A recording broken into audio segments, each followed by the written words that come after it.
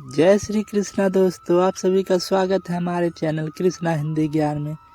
मैं लाया हूँ एक प्यारी सी कहानी जो श्री कृष्ण के भगवान के ऊपर है। अगर आपको ये वीडियो मेरी पसंद आए तो लाइक और सब्सक्राइब करके जरूर जाना। चलते हैं वीडियो की तरफ। श्री कृष्ण की वाणी में जीवन का गहन सत्य छिपा है और उन्होंने अपने उपदेशों में मानव जीवन के सभी पक्षों को बड़ी गहराई से समझाया है।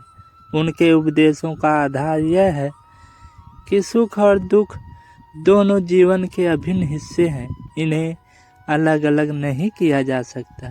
यह दोनों मिलकर ही जीवन को परिपूर्ण बनाते हैं। गीता में श्री कृष्ण ने कहा है कि जो व्यक्ति सुख और दुख में समान भाव रखता है वही सच्चे अर्थों में जीवन के सार को समझता है।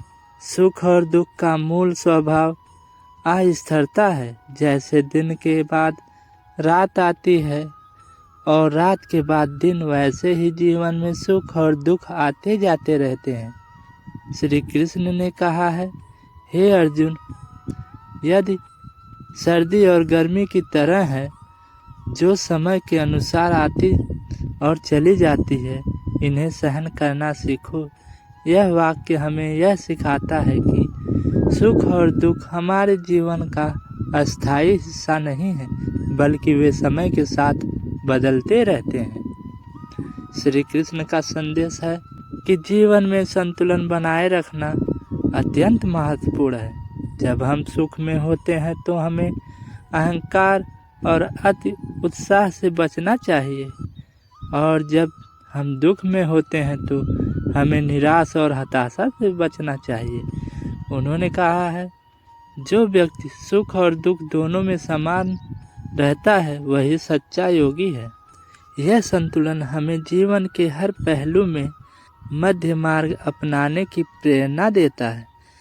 जब हम सुख में अति मग्न हो जाते हैं तो हम अपनी वास्तविकता से दूर हो जाते हैं, और जब हम दुख में डूब जाते हैं तो हमारी चेतना धुंधली हो जाती है। श्री कृष्ण ने स्पष्ट किया है कि सुख और दुख का स्रोत हमारी इच्छाओं और अपेक्षाओं से है।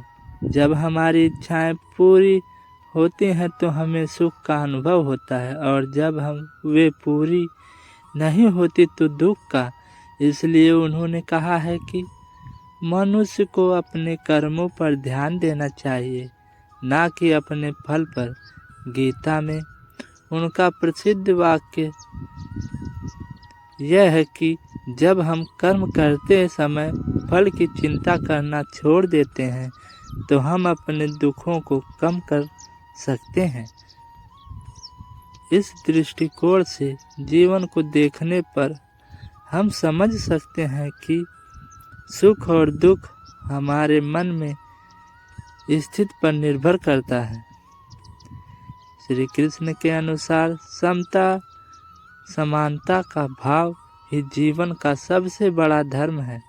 उन्होंने कहा है, समत्व योग उच्यते, अर्थात समानता का भाव ही योग है। जब हम सुख और दुख को समान दृष्टि से देखने लगते हैं तो हम मानसिक शांति और स्थिरता प्राप्त कर सकते हैं। यह समता हमें यह सिखाती है कि जीवन के हर अनुभव को एक अवसर के रूप में देखें। सुख हमें आभार व्यक्त करना सिखाता है, जबकि दुख हमें सहनशीलता और धैर्य सिखाता है। श्री कृष्ण ने यह भी कहा है कि दुख हमें जीवन के गहरे अर्थ को समझने का अवसर देता है। जब हम दुख का सामना करते हैं तो हमारा ध्यान बाहरी चीज़ों से हटकर हमारे आंतरिक मनोभावों पर केंद्रित हो जाता है। यह आत्मनिरीक्षण हमें हमारी कमजोरियों और वास्तविकताओं का सामना करने का साहस देता है। दुख को सहन करना और उससे सीखना हमें आध्यात्मिक रूप से मजबूत बनाता है। यह हमारे अहंकार को तोड़ता है और हमें विनम्रता का पाठ पढ़ाता है। श्री कृष्ण ने गीता में यह भी कहा है कि जब मनुष्य अपने मन और आत्मा को स्थिर कर लेता है तो वह सुख और दुख दोनों से परे हो जाता है। यह स्थित आत्मा की उच्चतम स्थिति है जिसे स्थित प्रज्ञ कहा जाता है। यह वह अवस्था है जहाँ व्यक्ति ना तो सुख में आसक्त होता है और ना ही दुख में विचलित। गीता में श्री कृष्ण ने कहा है, जो व्यक्ति दुखों में विचलित नहीं होता और सुख में आसक्त नहीं होता वह स्थिर बुद्धि वाला मुनि कहलाता है। श्री कृष्ण के उपदेश केवल आध्यात्मिक संदर्भ में ही नहीं बल्कि हमारे दैनिक जीवन में भी अत्यंत उपयोगी हैं। जब हम जीवन के हर उतार चढ़ाव को स्वीकार करना सीखते हैं तो हम मानसिक और भावनात्मक रूप से अधिक स्थिर हो जाते हैं। सुख और दुख को जीवन के हिस्से के रूप में स्वीकार करना हमें चिंता और तनाव से मुक्त करता है। यह हमें सिखाता है कि जीवन में कुछ भी अस्थायी नहीं और हमें हर स्थिति को समान दृष्टि से स्वीकार करना चाहिए।